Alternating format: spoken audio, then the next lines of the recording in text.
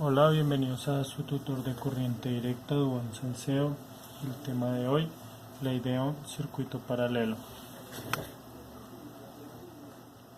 Tenemos acá el siguiente circuito en paralelo. ¿Sí?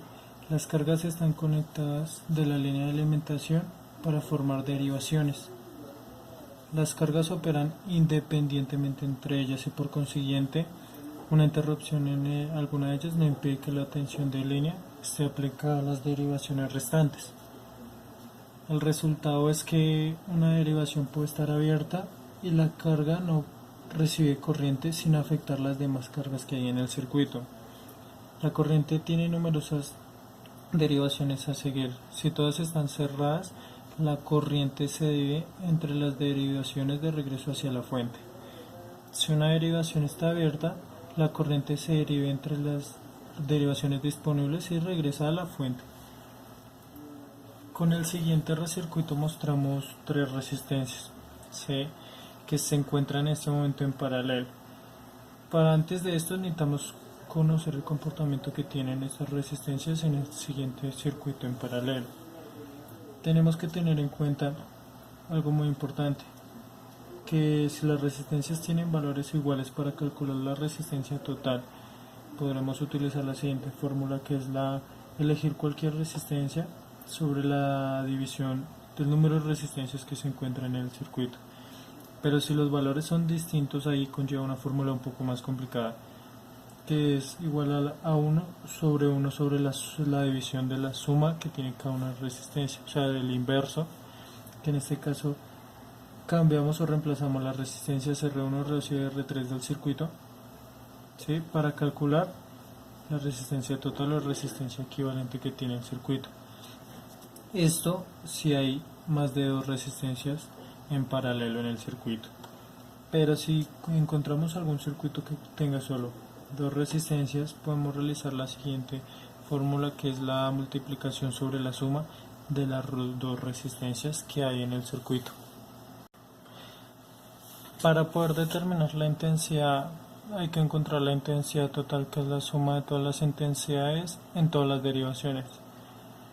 Para ello determinamos las intensidades o que hay en el circuito individualmente, para saber si toda, pero esto es solo si las resistencias tienen el mismo valor. Se puede realizar la siguiente ecuación.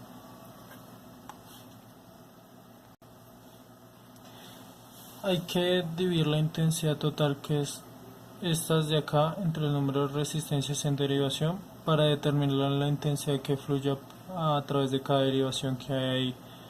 En este caso tenemos que conllevamos aquí a dos intensidades, que son estas, pero las dos resistencias son iguales. De esto sabemos que para la I total, que sería estas dos de acá, sería 20 sobre 2, que es las dos resistencias que hay en el circuito sobre las dos derivaciones de intensidad que hay entre ellas. Podemos calcular que cada una conlleva a 10 amperios. Pero mientras que encontremos un circuito con resistencias diferentes, procedemos a utilizar la ley de Ohm para poder calcular dicha incógnita del circuito.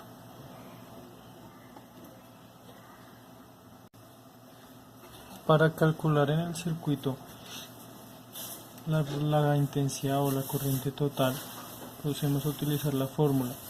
En este caso tendríamos que, para calcular la corriente que hay en el circuito, eso es igual al voltaje sobre la resistencia.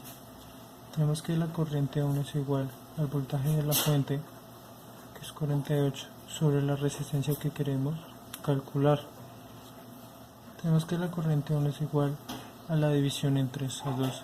Esto nos llevaría a dar un resultado de 24 amperes.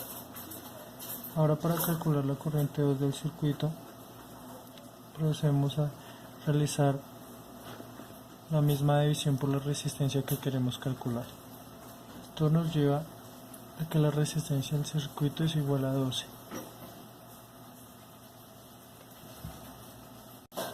Para calcular la corriente total del circuito,